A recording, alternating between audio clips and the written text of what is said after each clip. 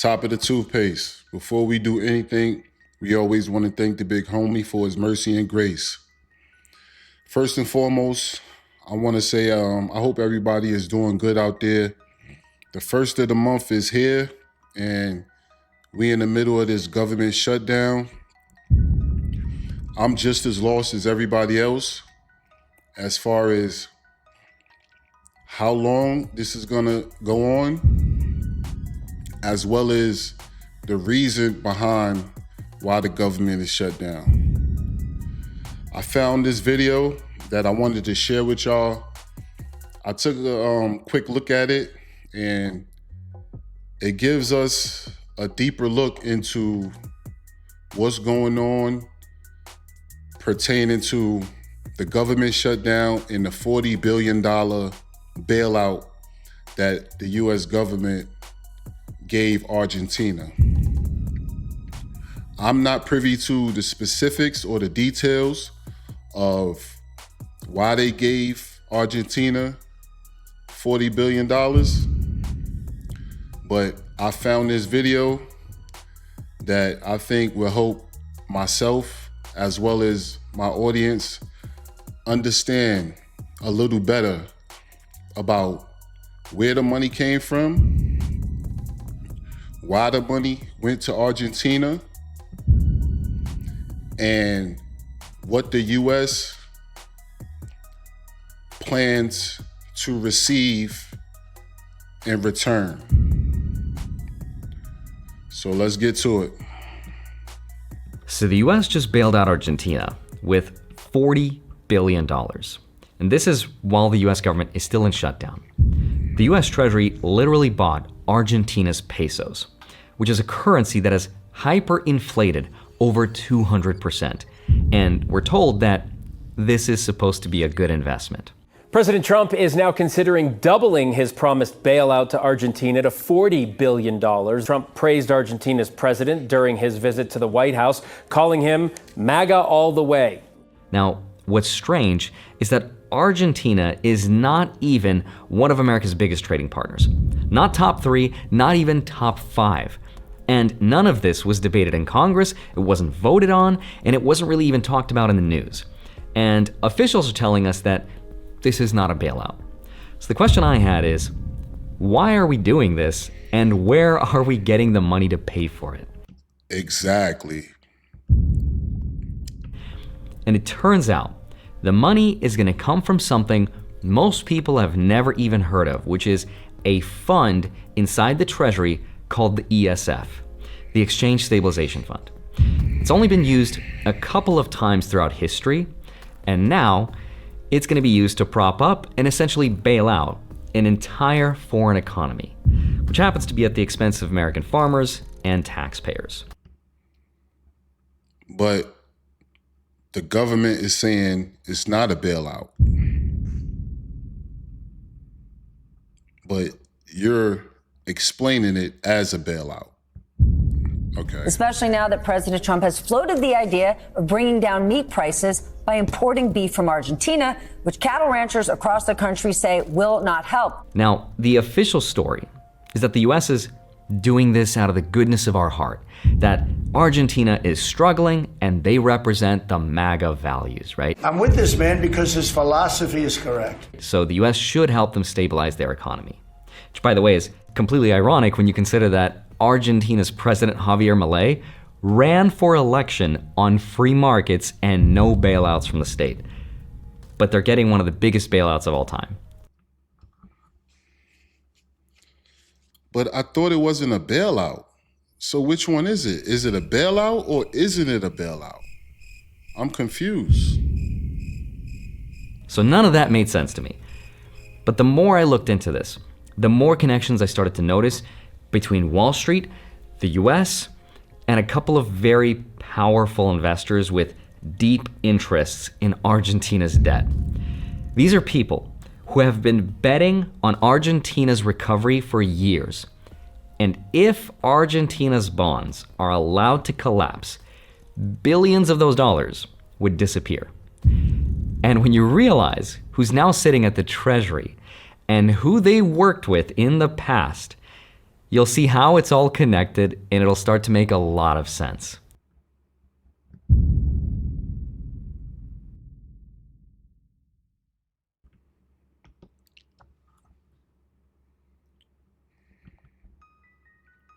Real quick, y'all help me out so I make sure I'm keeping up. So far, we got the U.S. government gave Argentina $40 billion to purchase a currency, their currency, that's hyperinflated 200%, which means the value of their currency is pretty much nothing compared to our dollar, which we're giving them 40 billion of. But the twist is that there's Wall Street investors who are more than likely very generous contributors to a certain political administration who made investments into Argentina's economy, also their currency. And if their currency doesn't turn around, if their economy doesn't turn around, those said investors from Wall Street will take a massive loss in those investments that they made in Argentina. So the US government is stepping in to give Argentina a $40 billion bailout to their economy to rescue the investments of said Wall Street investors who are more than likely good friends and very generous donors to the current administration.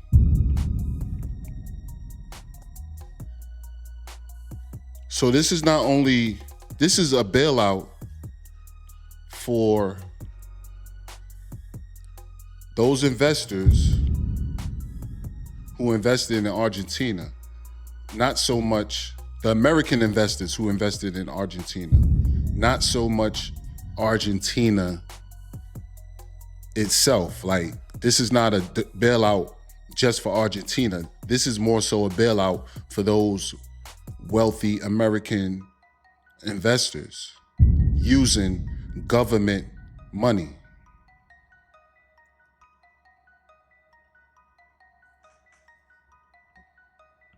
So in today's video, I want to show you how the US just bailed out a foreign country and why, and what this says about the new financial war between the US and China. So with that said, let's get into it. Hi, my name is Andre Jick. Hope you're doing well. Come for the finance and stay for the bailout. So before I get into what this means for the US and for China and the dollar, let me first explain how it actually happened, because obviously what the Treasury did was not approved or passed through Congress, wasn't voted on, and it didn't even come from the Federal Reserve. It actually came from a completely separate pool of money, and it's one that very few people even know exists. It's called the ESF, the Exchange Stabilization Fund. Now, the ESF was actually created way back in 1934 during the Great Depression, with profits the US made from revaluing gold. So at the time, President Franklin Roosevelt literally changed the price of gold from $20.67 an ounce to $35 per ounce. So all of a sudden, the US government just declared that its gold reserves were worth 70% more than they were the day before. That repricing caused a huge profit. It created a huge benefit of billions of dollars for the Treasury. But instead of letting Congress just spend it all, Roosevelt decided to lock it away in a new fund that could be used for emergency stabilization. The idea was that the Treasury could use this secret pool of money to intervene in currency markets. Real quick, right? That's a quick example of how the government can manipulate the value of the dollar. At least in that time, right? Just by changing the value of the dollar, the government was able to turn, let's just use a general number. The government was able to turn $10 billion into $100 billion. Just by increasing the value of the dollar by like 70%, right? So let's say 10 billion into 70 billion, right? And they took the reserve, that extra money that they made from increasing the value of the dollar, they put it into this pool that he's speaking about called the ESF or whatever. You know what I'm saying? Things like stabilizing the dollar, or if we really wanted to, getting involved in foreign economies without ever needing Congress's approval to do it. And for the last 90 years, it's been sitting inside the Treasury, and it was only used a couple of times throughout history that we know of, at least publicly. For example, it was used in 1995 to bail out Mexico during the peso crisis. The peso also continued to collapse. It has lost 40% of its value to the dollar in the last 3 weeks. Again in 2008 during the global financial collapse, and again during the pandemic to backstop credit markets when the Fed ran out of things to do, like lowering interest rates past zero. And now again this time to prop up another country's currency and by extension their economy. Now the question is this funded by our tax dollars? And the answer is yes and no. The Treasury isn't literally sending Argentina just a blank check, right? At least not directly. What they're doing is they're using something called a currency swap. Through the Exchange Stabilization Fund, the Treasury buys Argentina's pesos from Argentina's central bank, giving them US dollars in return. In theory, then, those pesos act as collateral. And in practice, the Treasury is now holding a hyperinflating currency, a melting ice cube on behalf of US taxpayers. They're basically giving them real money for monopoly money. This hyperinflated currency that we got from Argentina pretty much is worth nothing compared to our dollar. That's why it makes no sense other than how he's going to explain the backdoor bailout for the Wall Street investors who invested in Argentina and their economy and their currency. So pay attention. Now that's just the first $20 billion. The second half of this deal was more recent and is expected to come from private investors and hedge funds, sovereign wealth funds, banks, etc. Now, you have to ask, if you're a bank, you might be like, why do I have to do this? I don't want to do this. And the only reason they're willing to is because the US Treasury is guaranteeing the security of their money and some other perks I'll explain soon, but this is also why they want collateral, right? They want something to back the loan with. Because if Argentina defaults and it can't pay back the US, it's gonna be the Treasury that gets hurt, and by extension, US taxpayers, which are... There you go. I hope you guys are following along. It always, if you follow the money, it's always gonna fall back on the taxpayer. And this is why the mega rich, the ultra wealthy try so hard to elude and find loopholes in the tax system. Because they know that a lot of the tax money goes to things like this that the average American citizen has no knowledge of. All we get is the headline. And we're running around like chickens with our head cut off, asking each other, well, where the fuck did our government get this money from? That's why this type of information is so important to the average citizen. So I hope you guys are getting something out of this. Please hit that like button and subscribe if you haven't already. And let me know, leave a comment about what you think so far. Let's get it. Kind of left holding that bag. So are taxpayers paying? Not initially, but if it turns out to be a bad investment, then yes. The taxpayer is always left holding the bag. That's what he's explaining. So when they tell you, oh, these things that's going on at the top have nothing to do with you, yes, they do. It's just it's a system where they cipher your tax dollars through in order to bail out a lot of their bad mistakes, their bad investments. But you'll never know if you don't pay attention. So then, why Argentina is the next question? Because if you think about it, there's arguably a lot of other countries around the world that could use this money. It's not just Argentina that needs help. What about the US farmers that need help? I thought it was America first. What about all the people that's not receiving SNAP this month? They couldn't use that money to help American citizens? To help American citizens during this shutdown? This is why that America first bullshit is a ruse. It's never America first. It's every man for himself. Remember that. The US might need it too. So first, let me just explain what the official story. You see how quick he just shot, you know what I'm saying? You just, no freak, you see how quick he just shot past that? America might need it too. He knows America needs it. But again, this guy is he's well off, you know what I'm saying? Like, he's not hurting for anything, so he knows what's going on. Of why Argentina, and then I'll get into some more interesting revelations. So here's the official story. According to the Treasury, this isn't what it looks like, right? It's not a bailout. Not a bailout at all. There's no money. Notice he said according to the Treasury, but if we had a counter, right? He called it a bailout at least 6 or 7 times in this video already. Being transferred, the ESF has never lost money. It's not going to lose money here.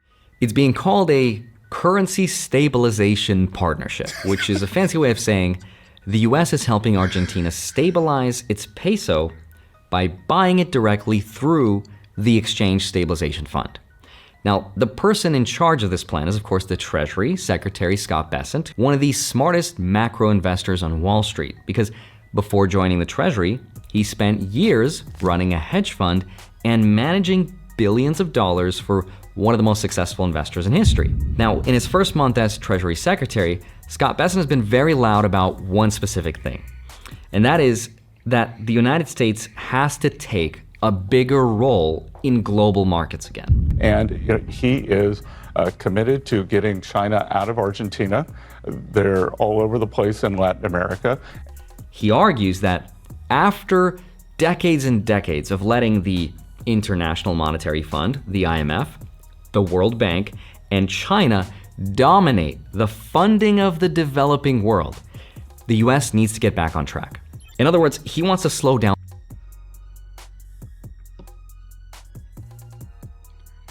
So this bailout, which we already know that it is also a strategic move to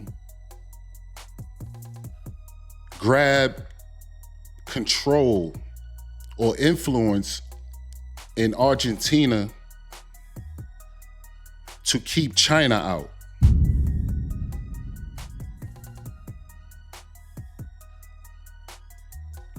These are the type of financial global war games that's being played at the expense of the American taxpayer in the middle of a government shutdown where a lot of people are in lines at food banks.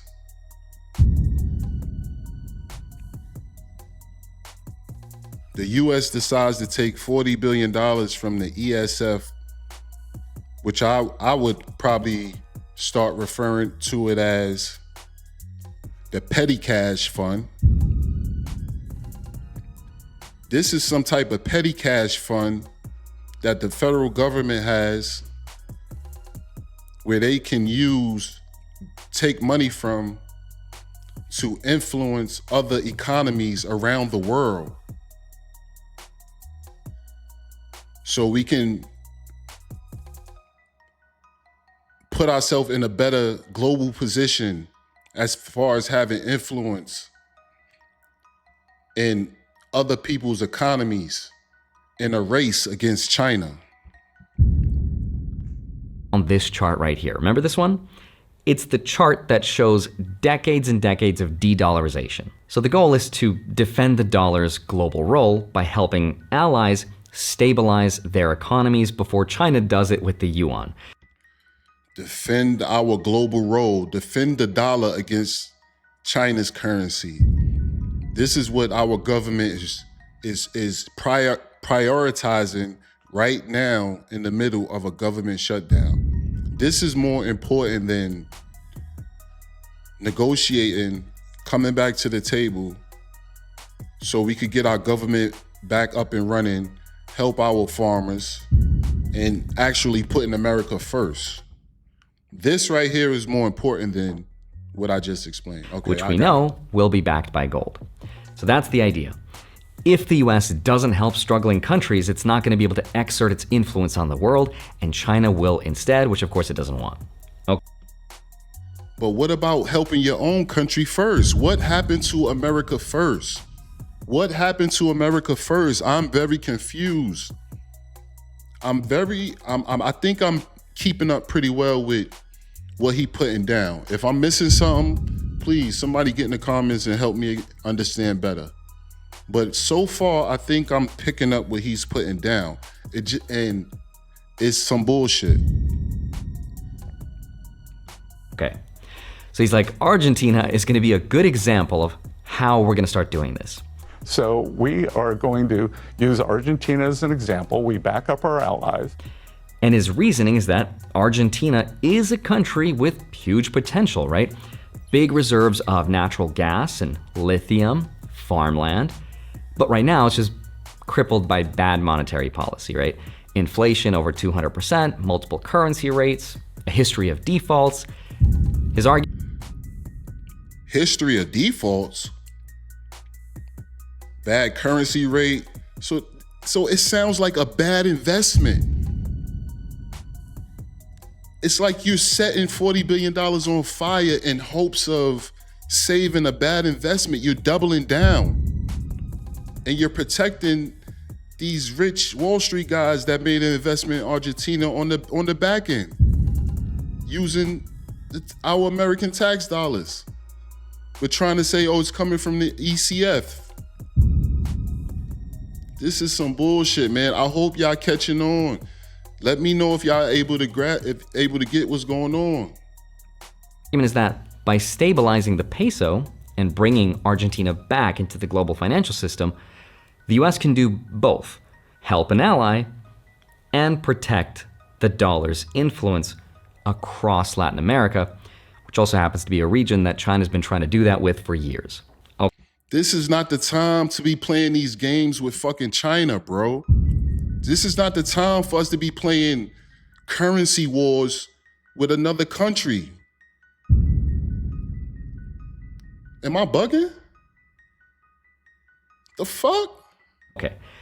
But when you really look into this story, though, you have to ask, cui bono, as they say, right? Who benefits? How does the money flow and who does it go to? Which private funds have exposure to Argentina and its debt? And this is where the story starts to take a little bit of a turn. So here's where things start to look a little strange, and the more I looked into it, the more I noticed some really interesting connections between Wall Street, the Treasury, and investors with really big interests in Argentina's debt. Now, before I show you that, I want to give a quick thank you to CyberGhost VPN for supporting this channel and making videos like this possible. With over 38 million users and more than 20 home Wi-Fi countries so your data stays, so you can access, protect up to 7 apps. Part is right now, so it's totally sponsoring this. Placed bets on Argentina. Let's get back to it. So here's how some very powerful people placed bets on Argentina. These are just a few of them, and I have to be very careful here for obvious reasons, so this is for entertainment and research purposes only. That go to show you right there, even he's scared of the people. He's probably not even gonna say their names, but he's just putting out a disclaimer because even he understands that the powers that be, the people he's about to talk about and expose pretty much, he don't even want smoke with them. This is at the top. These are the top people. Hedge fund bigwigs, Wall Street bigwigs. You know the names if you just go to Google. You can verify all of this yourself. There's at least 2 big funds that we know of. Funds like Discovery Capital, which was founded by Robert Citron, and Soros Fund Management. But where it gets interesting is that the current US Treasury used to work under George Soros at the Quantum Fund, where he managed billions of dollars and worked with the same people who run these funds and have deep investment interests in Argentina's economy. Did you hear that? Did you hear that? Right here, let me go back to the screen. These guys right here, these are the investors who pretty much placed a bet on Argentina's economy.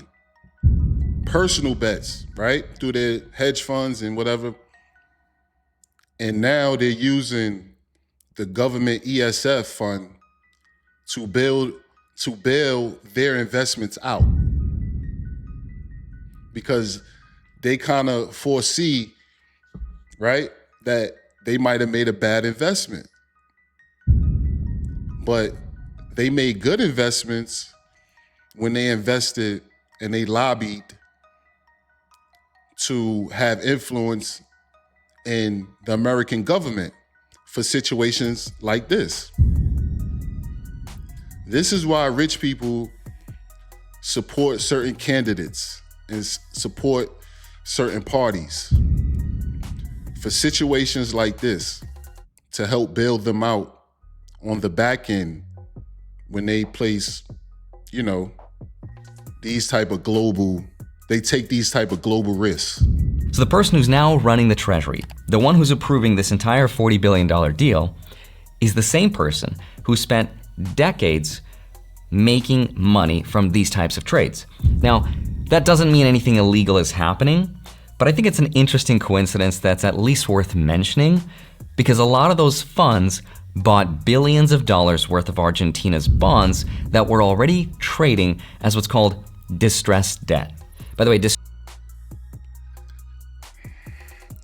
they bought bad debt in the hopes of it turning around for them to make a massive profit. The only way they can make a profit is if Argentina's economy turns around. Distressed debt just means any kind of bond that trades below 70 cents on the dollar. It's kind of a polite way of saying the market thinks you might never get your money back. High chance of default. And Argentina's 2035 and 2041 sovereign bonds, which makes up most of what Wall Street holds, have been trading as low as 25 to 35 cents on the dollar in 2024 and 2025. That is deep distressed. That's most likely you are definitely not getting your money back. Did y'all hear that? Did y'all hear that? These Wall Street investors made a terrible, terrible investment in these Argentina bonds. So the projection is showing that they're gonna lose their money.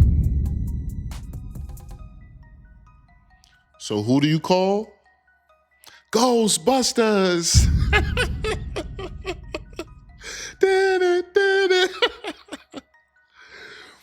This is where you place that call to your buddy, Scott, whatever his name is.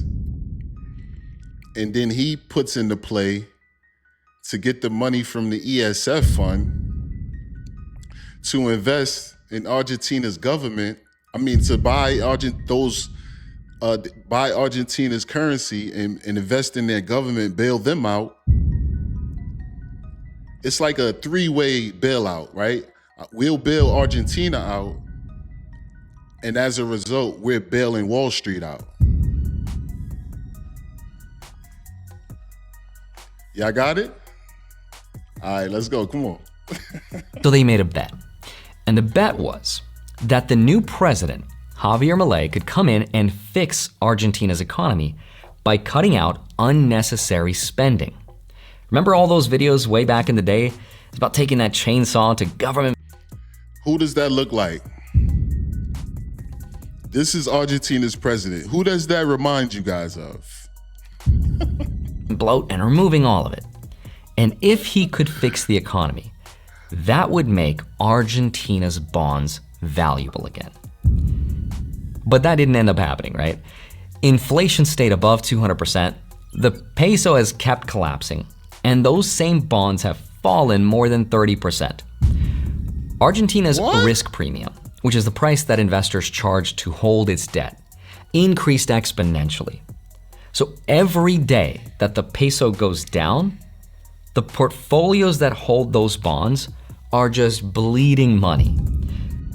They're burning. You might as well pour gasoline on them and set them on fire. They're about to lose their fucking shirt with these Argentina bonds. What that means then is some very powerful people are losing a lot of money. But now fast forward to July 2025. Out of nowhere, the US Treasury steps in and says, don't worry guys, we got you. We're gonna stabilize your currency without congressional approval. We're gonna use the ESF mechanism, right? What? And yeah, that helps secure a potentially strategic partner. But as a side effect, it also happens to save billions of dollars for the exact funds and people that placed those bets on the recovery that never ended up happening. Boom! And there you have it, ladies and gentlemen.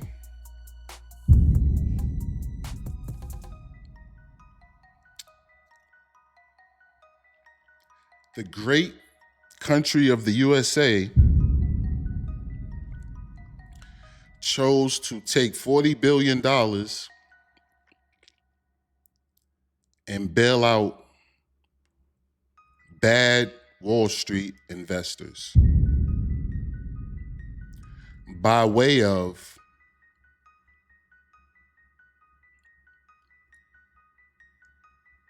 giving Argentina $40 billion for monopoly money, as well as allegedly trying to strengthen their position against China in the currency and influence wars in third world countries and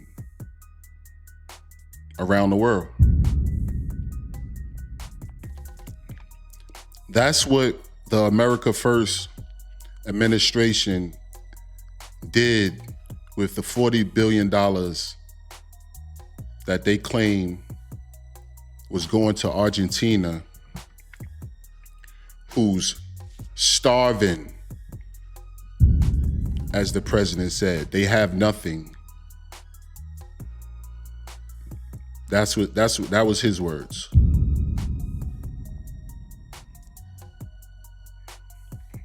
Knowledge is power, people. hit that like button, subscribe if you haven't already. If you have, I appreciate you.